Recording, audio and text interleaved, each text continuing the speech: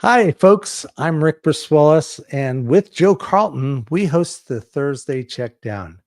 There's never an off season in fantasy football, and each week our show brings you talented guests to help you, the fantasy football manager, be more successful while also having fun. So tonight we have a very special guest, Sam Schneider from Player Profiler. Whoops. Oh, there we go. We're What? Here I am. Me and Rick bringing fighting over in the and out. button Hi, Sam. Really glad that you agreed to be a guest tonight. How you doing? I'm doing good, man. Thanks for having me, guys. I try to tune in to you guys on Thursday Checkdown as much as possible. Provided my schedule allows it. But yeah, so I'm glad to be here for sure. Well, we're psyched that you're here, and you've always been really great, both as a guest and also as a person. So, really do appreciate you sharing your insights, but also sharing your upbeat approach to fantasy football. We're going to talk more. Quick question, Sam. Since you've been listening to us, give us some feedback. I want to know how we doing. Uh-oh. Of course you're doing good. I mean, listen, when I say I check in as often as possible, do you think I would do that if it sucked? No, probably not. But Yeah. I like a little bit of reassurance. Not only that, but I'm okay with any positive feedback you give, like anything that you think we could improve on. I love it. I think you guys got a good thing going. I appreciate that.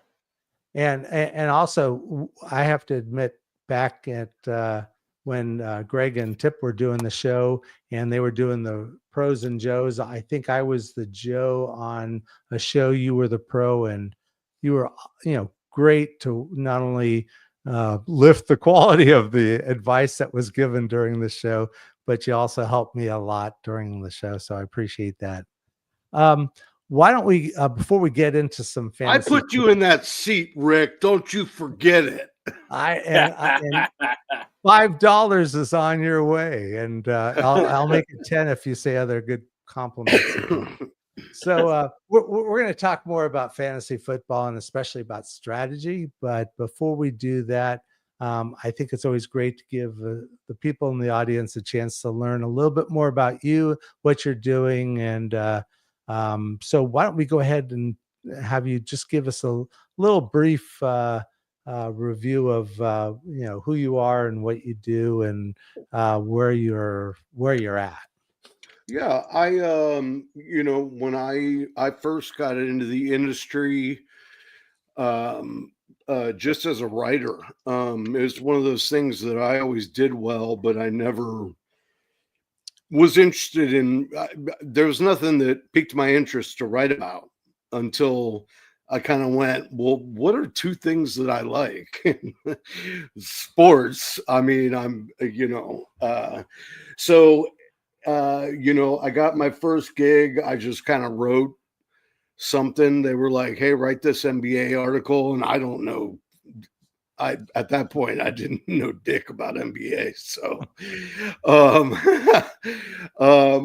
but they were like, yeah, we're publishing that tomorrow. And I was like, okay. So, I was there for a while, and my boss at the time was kind of the fantasy guy of the staff. So there really wasn't any room to get into fantasy, but I did ingrain myself into the Twitter community, so that I could kind of start seeing how the workings are for fantasy football. And I think, and maybe I'm wrong, but I tried to do some digging into your background, and I understand that you were an actor. Can you tell us a little bit about that? I can tell you a little bit about it. Yeah, I started acting when I was 10 years old. I continued all the way through my 20s till about, I guess, 30. Had a pretty reasonably successful career. No, you can't look me up. Yes, I used a stage name. Oh, I was going to go on to yeah, no, everybody always asks. And I still have a lot of good friends in the industry, some of which are pretty heavy hitters. And yeah, it was a great time. It was a great time starting that as a kid. And then all the way through, college and acting professionally, both stage and screen, pretty consistently after that. Well, and that's so cool that I can now say I know an actor and someone who actually worked, as opposed to going there and just showing off their pretty face. And right. Can we ask is there a movie that we know about that you were in? Yes. We can ask, huh? You can ask. I'm tell you. There are a couple, and I apologize for teasing this on the air, but even one of my best friends in this industry, she always asks, when are you gonna tell me about some of your friends and what you've done? And I was like, when I'm dead, probably.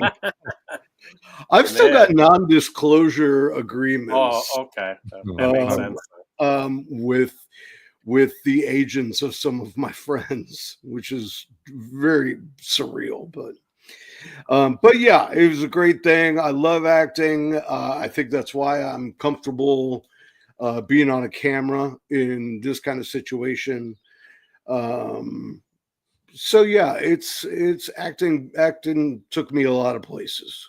Awesome. Well, that's great to know. And it's good to know something outside of fantasy, but I know Joe's got some questions about fantasy. So why don't we go ahead and let you answer those? So Sam, when did you start playing fantasy football? What year was it? And if you want to talk about, if you can remember details about the team, you can talk about it. I'd say it was 1992.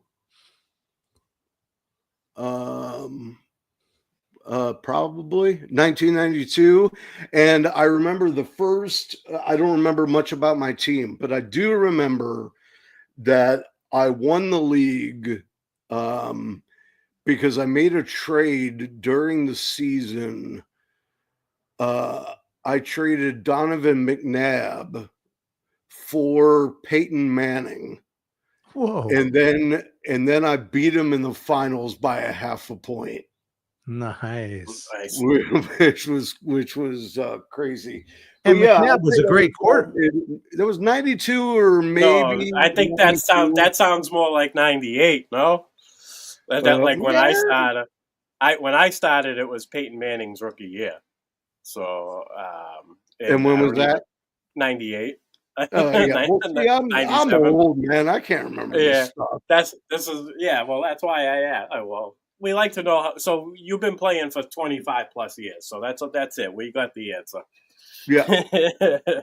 Nice. All right. What type of leagues do you play in? And what are your favorite formats? I cut my teeth on redraft, and there's still something I really like about redraft and home leagues. When there's no turnover in the ownership, and you make good friends, you learn their tendencies, and such like that. So I'll say that I still prefer redraft overall, although I do a lot of dynasty, particularly rebuilds. I'm kind of the opposite of the typical dynasty guy. A lot of guys will, rebuild and then take over the league for, 4 or 5 years. I usually rebuild and get a team right on the cusp, and then I give it up. Yeah. So somebody else walks into a great situation. But that's because the rebuild is the most fun part for me. Yeah. And I'm fortunate enough because we've done a couple of leagues together over the last couple of years. I know a lot of the eliminator leagues. We seem to run into each other into a lot of those, and we're into a lot of charity leagues, it seems like, this year together. So, yeah, always fun to be able to compete with you. Don't know if I ever, get ahead of you, but I do love being able to compete with you. All right. For those of you who are watching, Rick is being modest right now because he's always modest. He's always modest. He has my number in fantasy. He's got my number. I don't think I've ever won a league that he's in. And anytime we're in, like a big fantasy cares thing or like an eliminator thing, I always know when I find my score that if I look up about 15 places, there's Rick. It's all luck and following what you write about or following what you say in your podcasts. And you're such a wealth of knowledge, but I appreciate that. So how many leagues are you currently in? I know we're in a couple, but how many total? Well, best ball and charity leagues, I don't say no. So, as many as I can get into. And part of that is when I first started trying to, ingrain myself in this community, I found that one of the easiest ways to meet people and kind of get a foothold in the industry was to participate in these charity leagues. And you never know who you're going to be in one with. And I've always stuck to that. So I've always, I don't say no to charity leagues. Sometimes I should, but I also love drafting. So best ball is like right up my alley. But I've got, I guess it's nothing astronomical. I think, maybe I've got 7 redraft leagues that I manage and 5 dynasty leagues. Nice. So, that's 12 lineups I got to screw with. Although one of my dynasty leagues is best ball too, so I don't really have to do a whole lot more of that. But yeah, so I stay busy. And, with all of the saying yes to charity, that's caused me to say no to some paying leagues. And I don't mind that. You know what I mean? I think raising money for charity is great. I wish I had even more money to give to some of these organizations. But yeah, charity season's no joke on the wallet. And they're still competitive, right? They're still fun and competitive. The people you're going against take it serious. It's most of the people from the industry aren't just saying, "Oh, I'll play the charity," and then just like kind of not pay attention to it. I think it's important to almost everybody to be competitive too. So.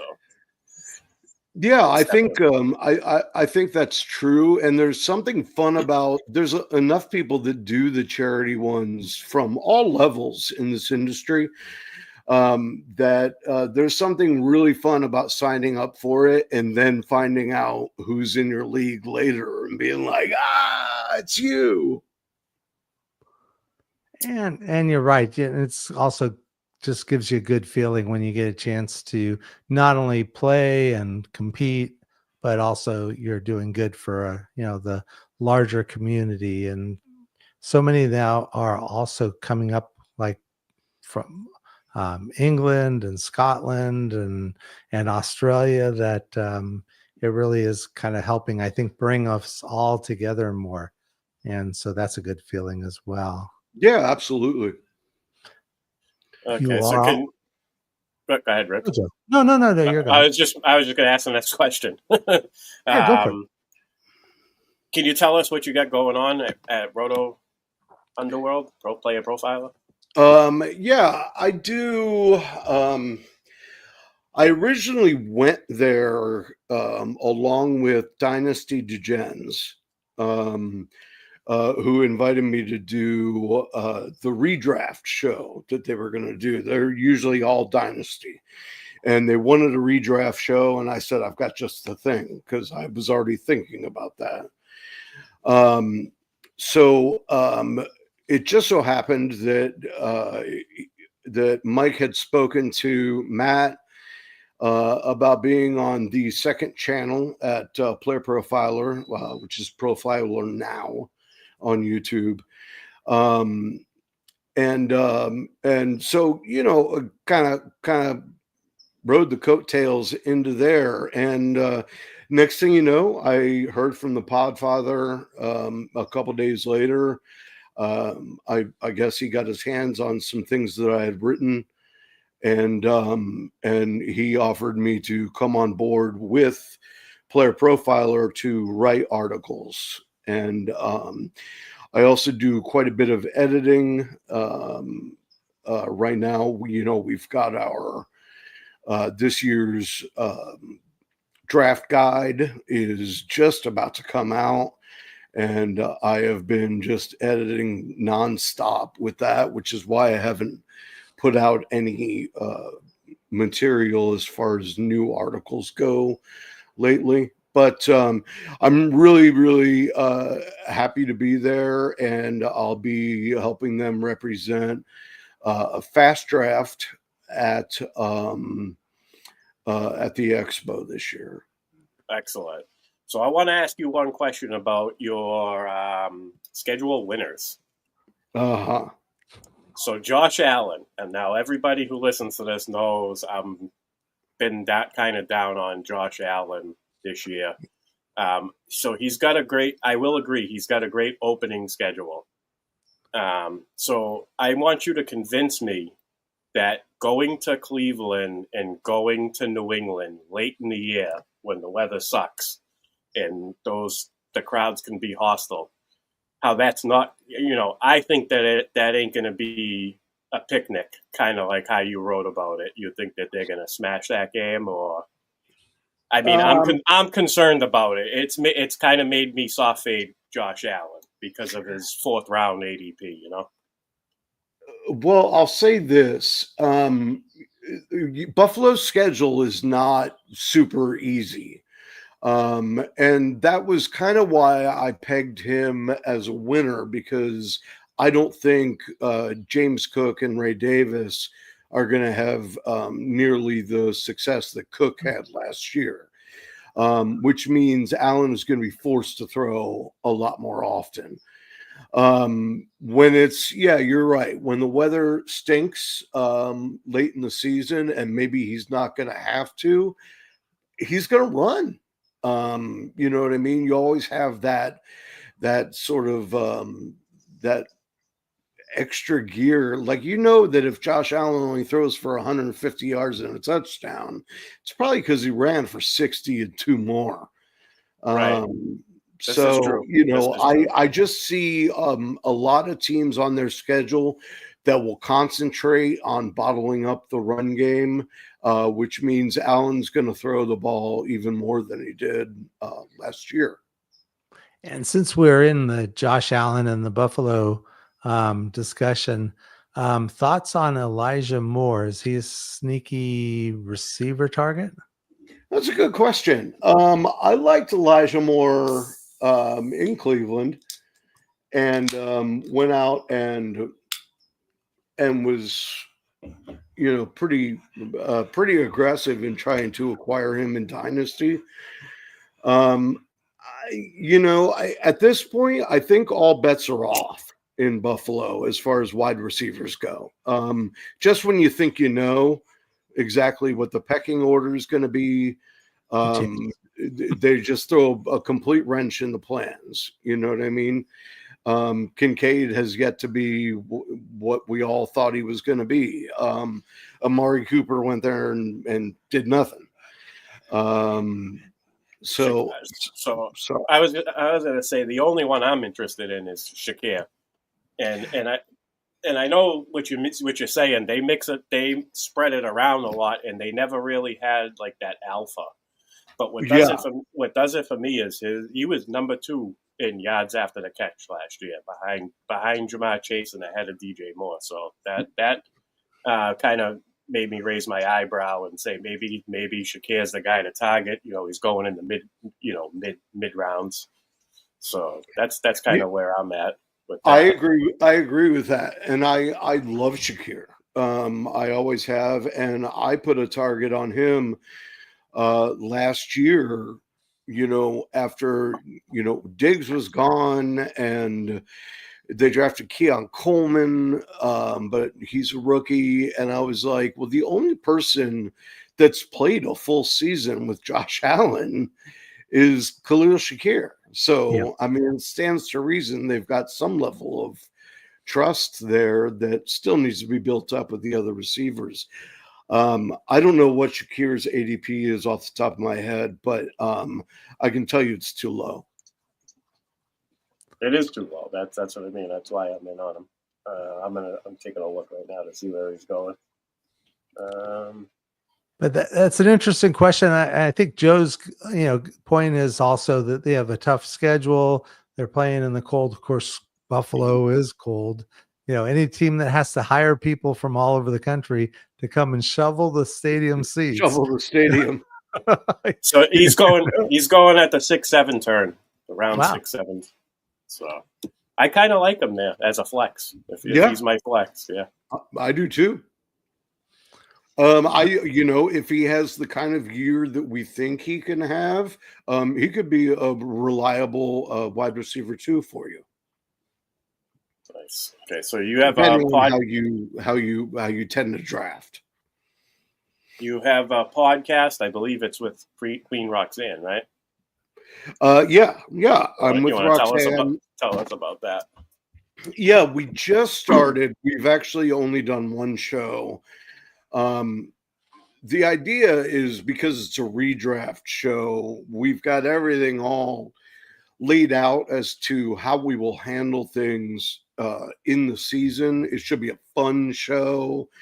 It should be entertaining and provide actionable, advice on a weekly basis, including waivers and such like that. But right now it's hard to start a redraft show because all you can really talk about is news and ADPs.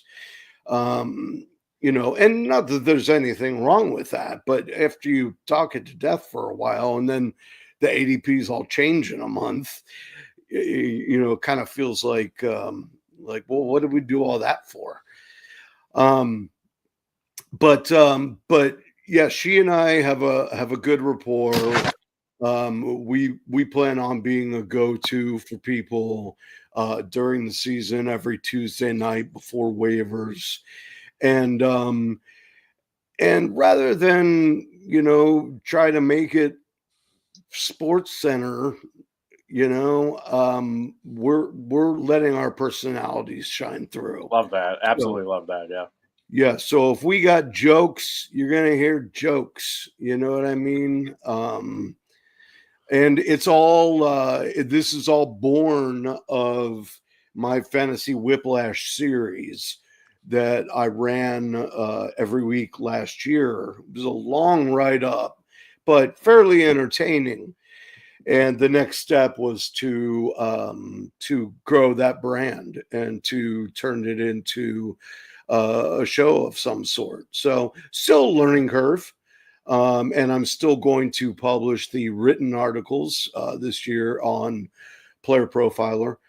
So, there'll be, but there'll be enough differences between the show and the written content that'll make it worth it for everybody.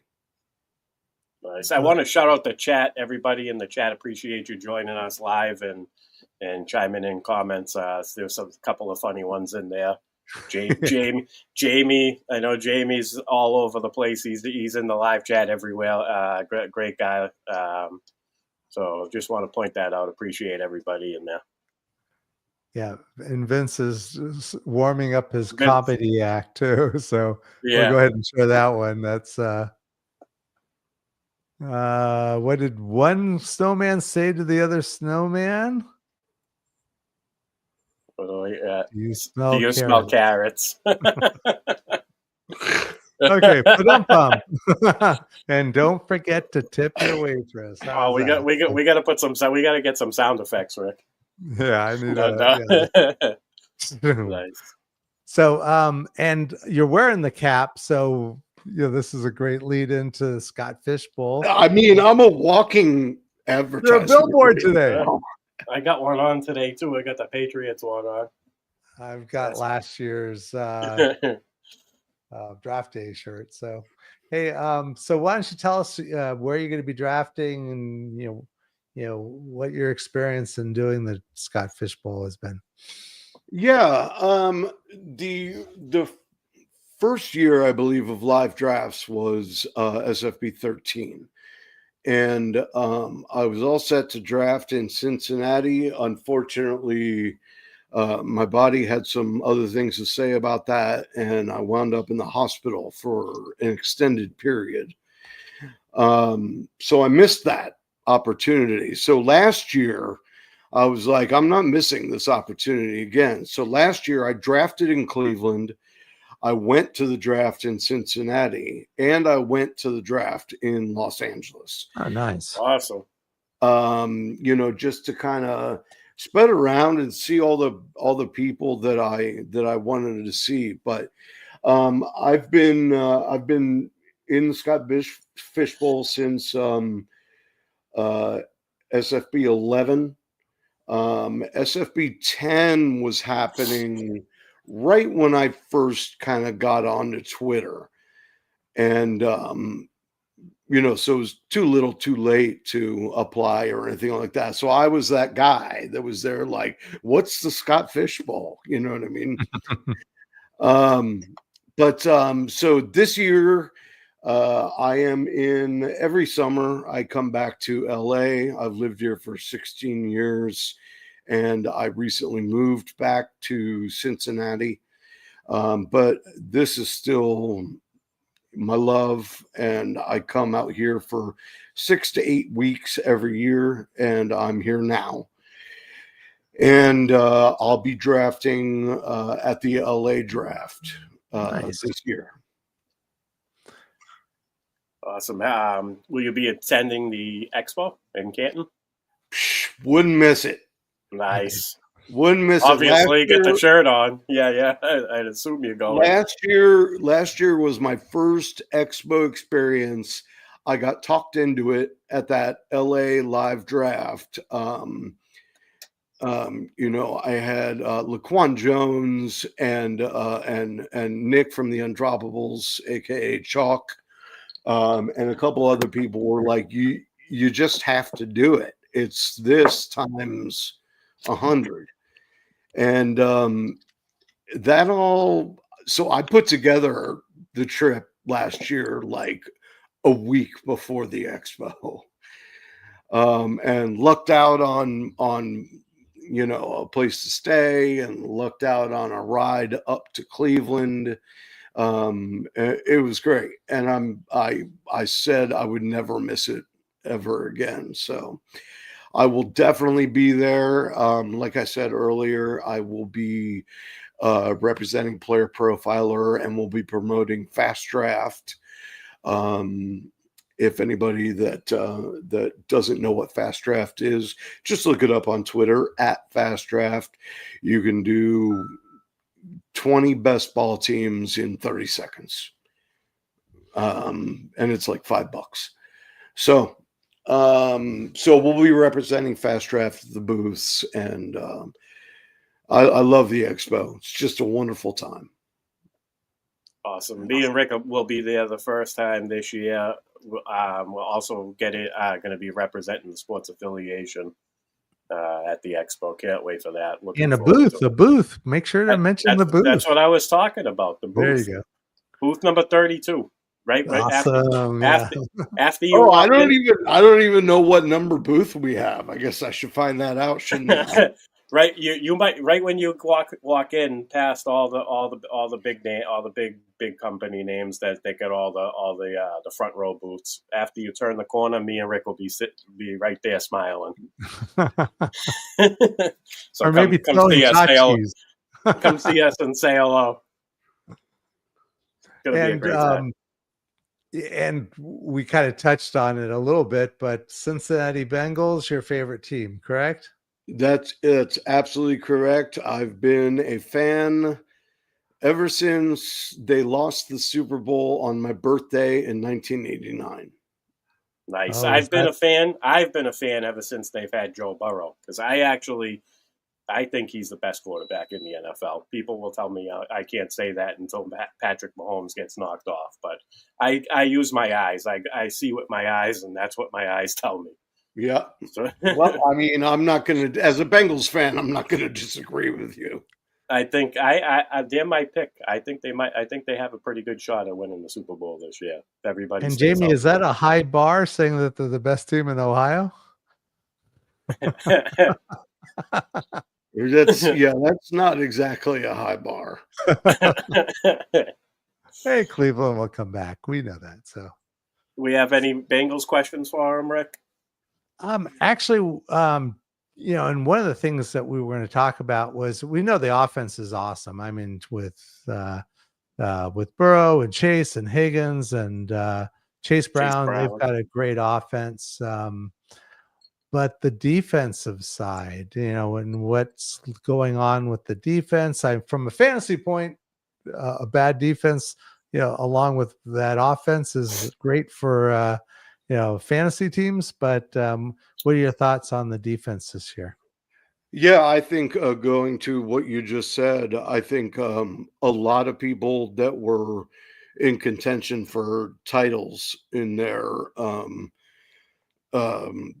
leagues last year probably had a Burrow or a Chase or a Higgins on it, because they were just ridiculously consistent when they went on that winning streak. The defense is it needs help, and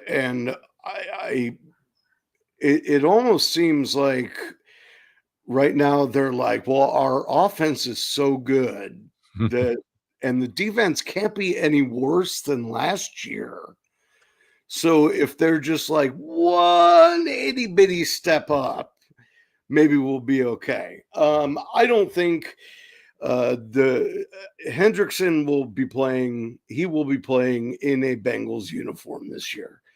One way or another, he's not going to sit out a year, and I don't think anybody's willing to give us what we want for him in trade. The other teams think we're bent over a barrel, and we're not. He's under contract. The Shamar Stewart thing is a little weird, and it's a little upsetting for someone that hasn't even stepped on an NFL football field to be willing to go public and badmouth the organization. It's just not. It's not a good look for him. I mean, he might be right, but that's not a good look, and I'm not sure he's endearing himself to getting something done by doing that sort of thing. And wasn't the whole idea of the salary slotting that they were going to do for the rookies, that pretty much that was supposed to eliminate, or at least, scale back on the amount of rookie holdouts? But then right off the bat, you got a first rounder holding out. So yeah, there's just some language in the contract that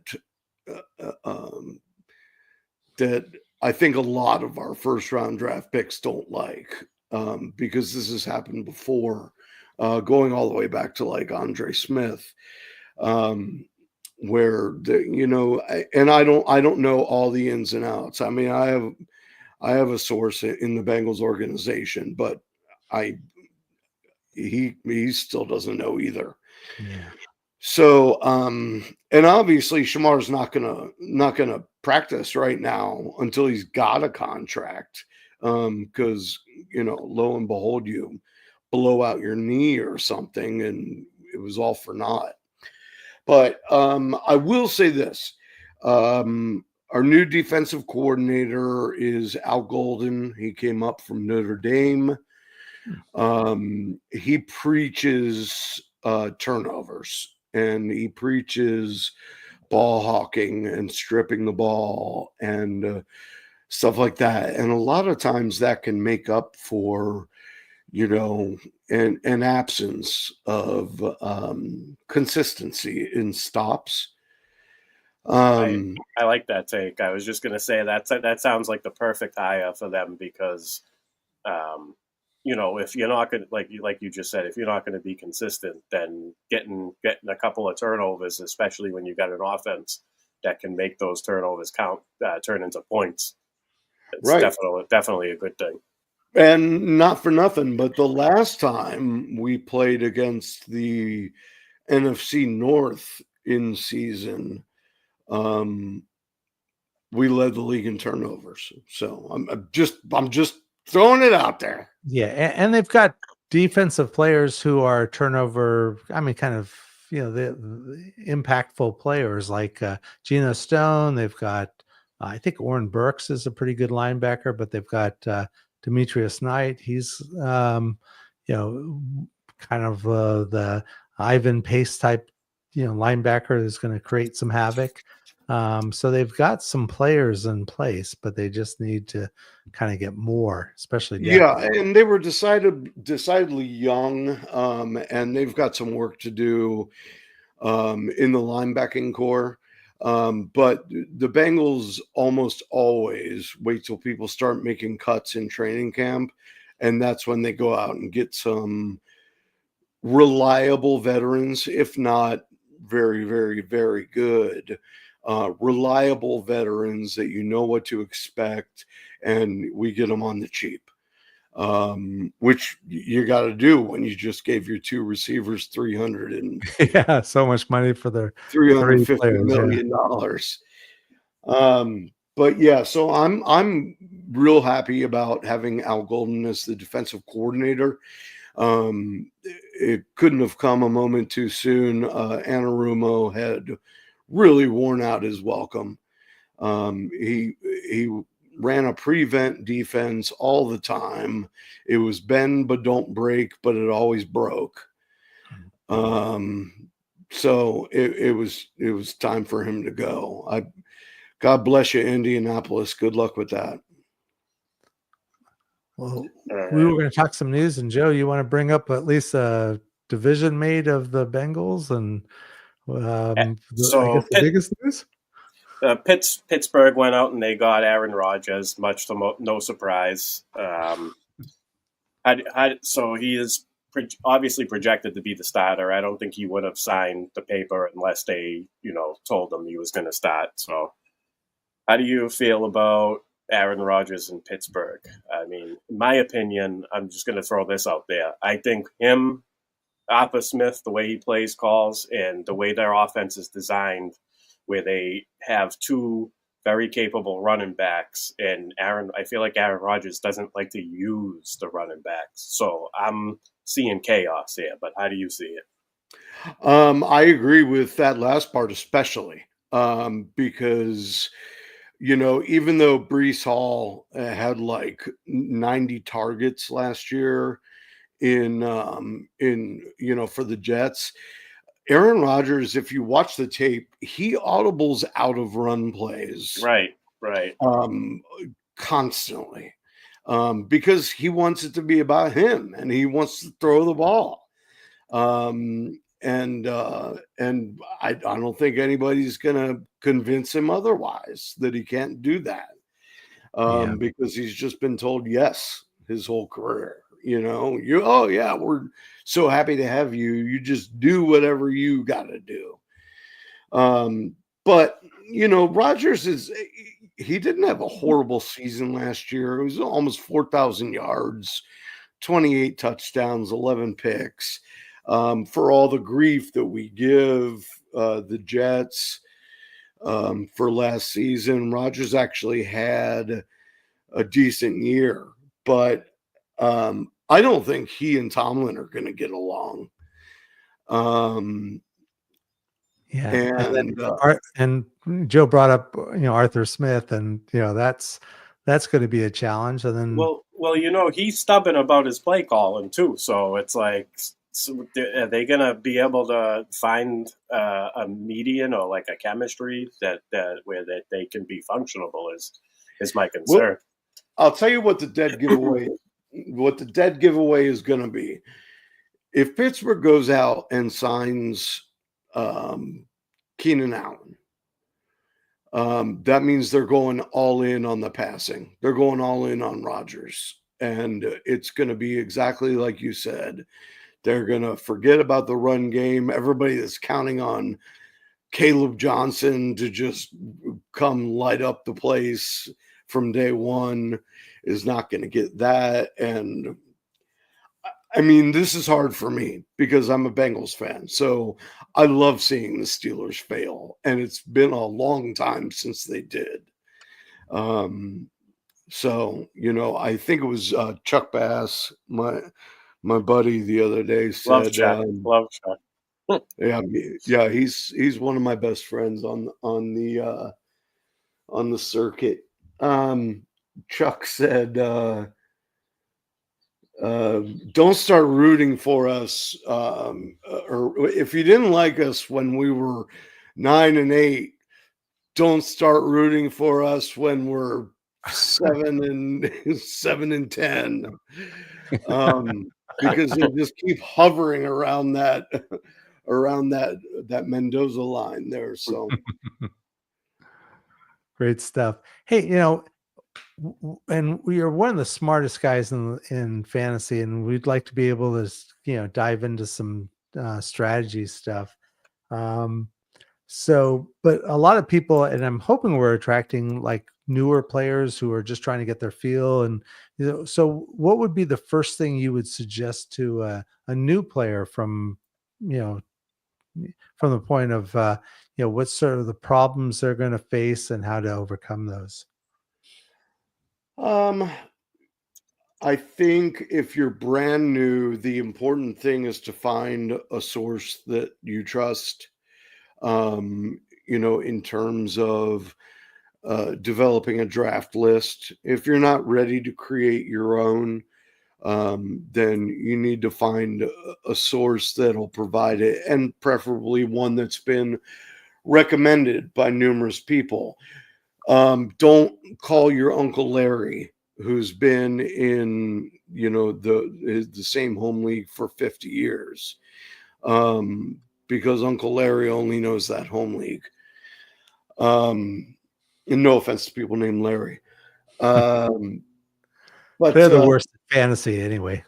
Yeah, I think once you're in a league, especially if it's a home league and you're with people what is oft overlooked is knowing the tendencies of your opponents.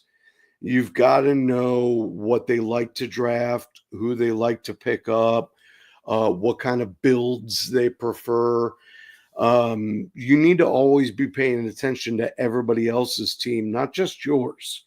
It's chess, not checkers. So, it's obviously you have to focus on your team and you want your guys. But if you see people that are all taking wide receivers and there's these gold mine of running backs still out there, then go for the running back. Wide receivers, you can find a million of them later on. But running backs are a finite number of capable ones to put in a fantasy lineup. But yeah, know your opponent's tendencies, learn what they like, what they don't like, and use it against them. I just want to point out also, make sure you look over the format and the scoring rules. 100%.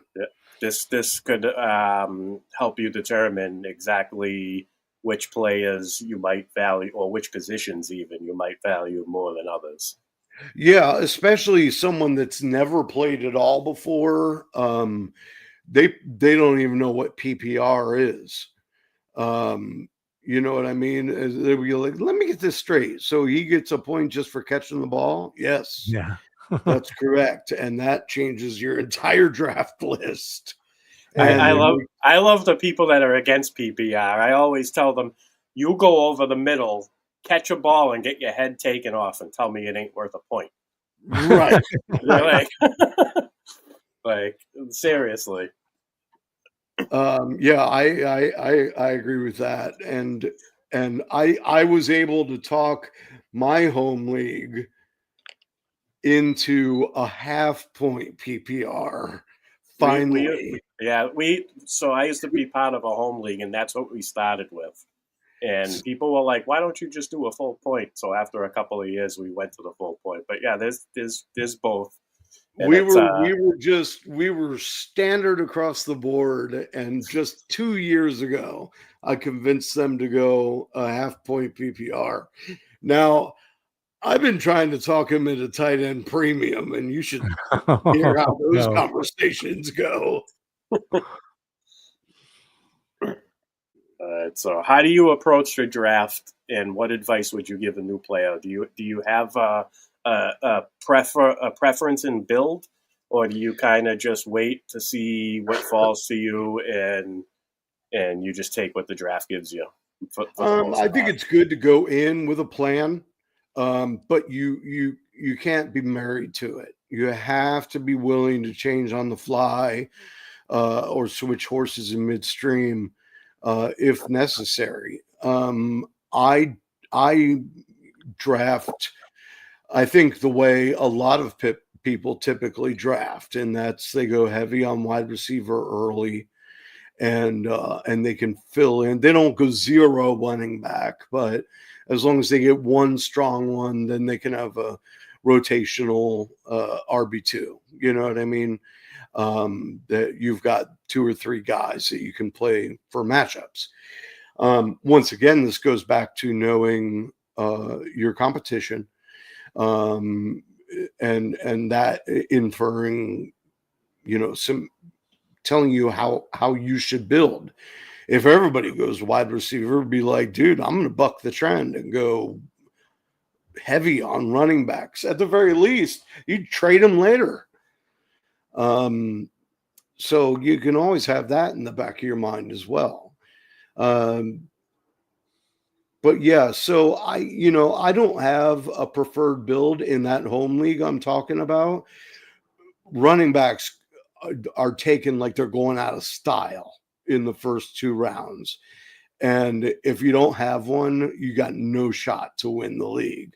So it's just a mad dash. And you got to know the depth charts too, so that you can determine who the handcuffs are. Maybe waste a pick on a handcuff for someone that's oft injured, like Kenny Walker. Kenneth Walker's injured a lot, and Charbonnet, frankly, looks better than Walker when he's in there. So, there's all kinds of different ways to look at it. I'm a big proponent of quarterbacks late still. I know that's changed a lot now with the advent of so many running quarterbacks. I don't have to have one. If I've made up for that by taking my skill position players earlier, then I'm totally fine with Jared Goff or Matt Stafford later in the draft.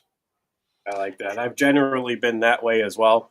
I've kind of experimented with the elite quarterbacks the past couple of years, and I mean it's hit or miss. It's what I mean. I feel like my best teams have come since overall my best teams are usually when I wait on quarterback and really hit on that like somewhere between round 8 and round 12, round 13 quarterback. If you get that nice one and you put together a nice build like we said, with the skill positions, maybe you got an elite tight end.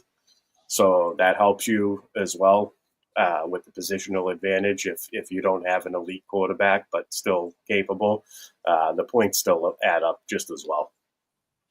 Yeah, I agree. And also, you also don't want to overthink it. So if you're sitting there and you're on the clock and the guy staring you right in the face is the next guy in your list, take him.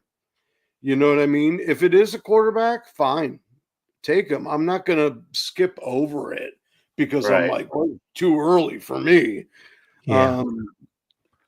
And that also touches on the idea of tiering too, so that, people in the tier might be, the top 3 or 4 wide receivers. They might be 2 running backs and a wide receiver. And you just want to make sure you're getting that player that's going to get you that maximum scoring advantage, regardless of whether it's a running back, a wide receiver, tight end, depending on tight end premium. And then also it depends on, if it's super flex versus one quarterback.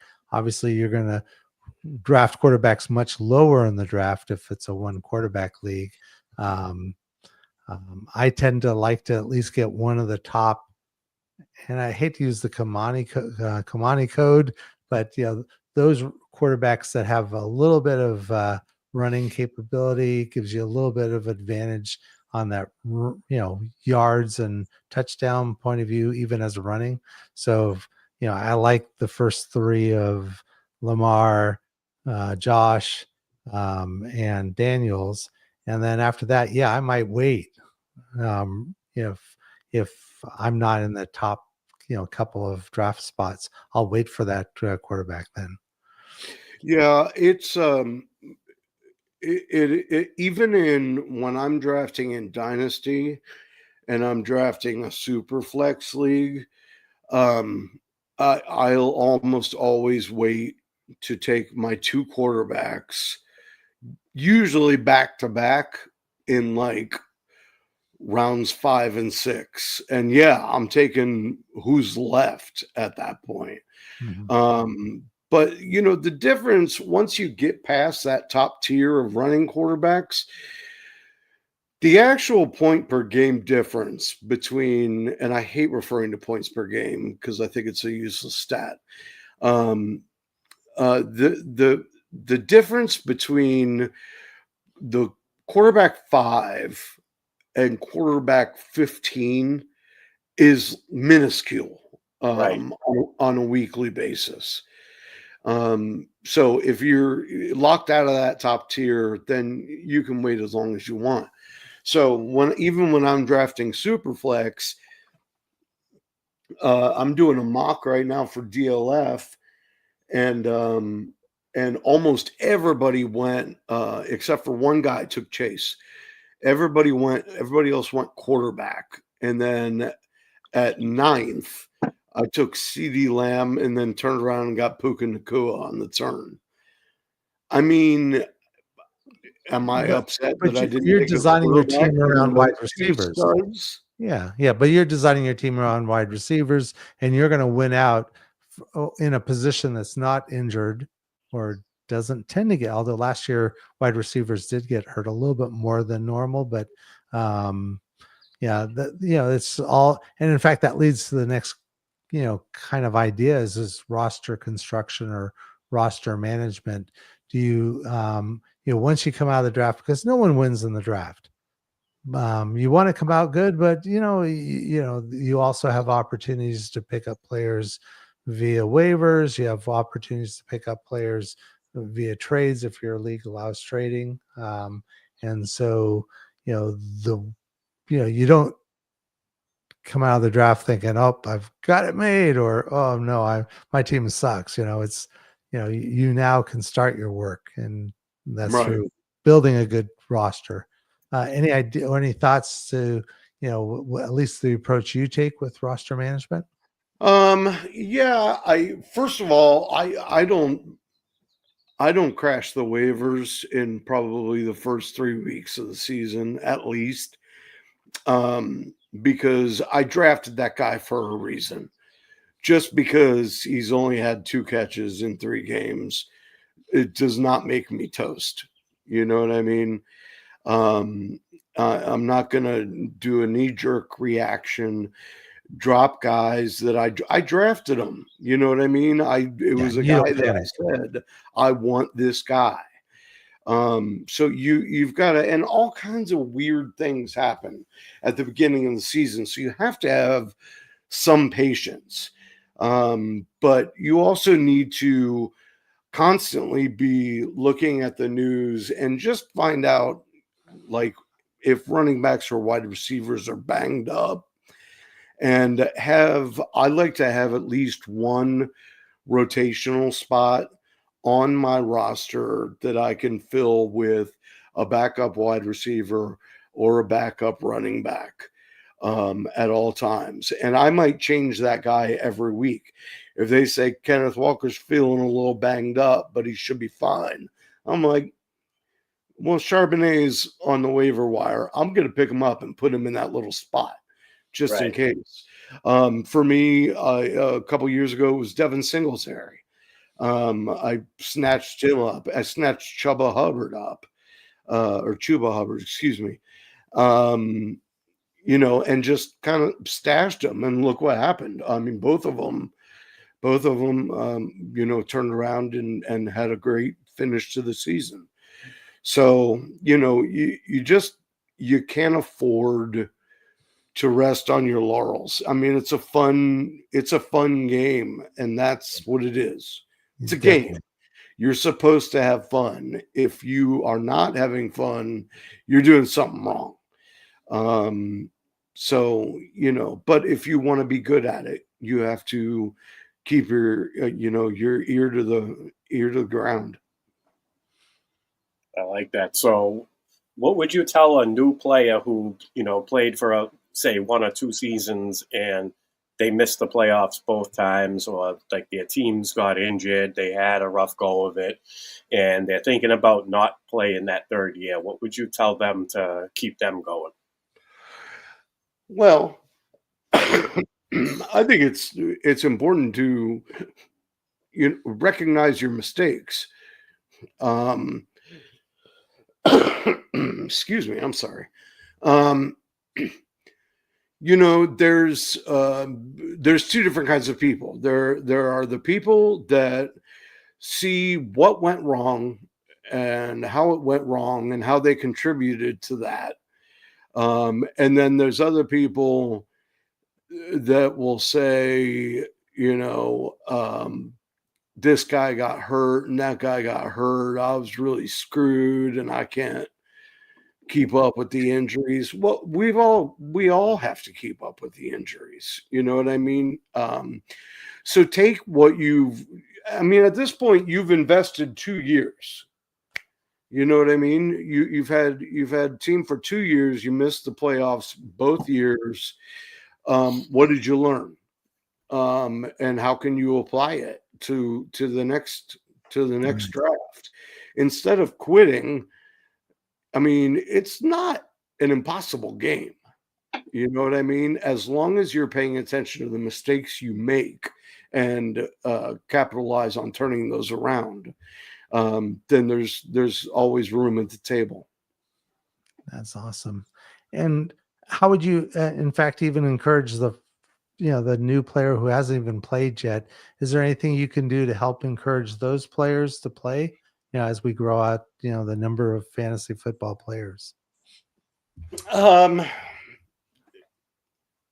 Yeah, I mean, it's just simple. It's do you like football? You know what I mean? Other than just your team. Well, this is a great way to learn other players, other teams. You seem like a know-it-all around the water cooler. You know what every team is doing. You know every player on the teams, and you don't, before you know it, it's not stuff you have to commit to memory. It's just you've heard it and you know it now. So there is a wealth of knowledge to be gained to be gained from the game that actually aids you in just watching football in general or appreciating how they got there. Before you know it, you're going to be talking about, before the Super Bowl, you're going to be talking about some wide receiver 3 that you're like, look out for him. Like, because I bet they're not planning on that. But it's fun and it's a game. I think a lot of times people are intimidated by it because they feel like they have to come in and win. You don't have to go in and win. It's just fun. And that's great advice. And, the fact that there's lots of leagues where there's so many people who are, and this is true of the fantasy football community, people are really welcoming. People are really encouraging on the internet, through Twitter, through podcasts, through, different places that you can get together with other people that play this game. I think that it's such a great community that, I'm hoping that more people will, try it. I know that even the Scott Fish Bowl, the biggest league there is, they went from 4,000 last year to 5,000 this year. So there's plenty of space at the fantasy football table for new people, and hopefully people will do that. Yeah. All right. Well, that's it for tonight. I'd like to thank you, Sam, for coming on. It was a pleasure meeting you and talking football. This was definitely a lot of fun. Why don't you remind the audience where they can find your work? Yeah, absolutely. You can find me on Twitter at buy and sell you. That's one word. And obviously I write and edit for Player Profiler, and Fantasy Whiplash will be on Tuesdays on Player Profiler now on YouTube. Awesome. You can join Rick and I next Thursday at our regular time. Our guest will be Christopher Pinto of Belly Up Sports. And I also have this Wednesday night on Aces Up, my new podcast, I have Billy Wasowski and Willie Miles, 2 overall champions of NFFC League. One is an NFFC Hall of Famer and somebody who I learned a great deal from just by watching how he built his teams and how he managed his teams throughout the year. And I'm really looking forward to that. That's going to be a great show.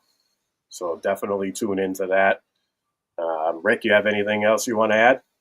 No, we're good. And, again, thanks for everybody that were in the chat and contributing a lot of their great comments. So appreciate you all, and look forward to seeing you guys next week. And Sam, again, thanks again for being on the show.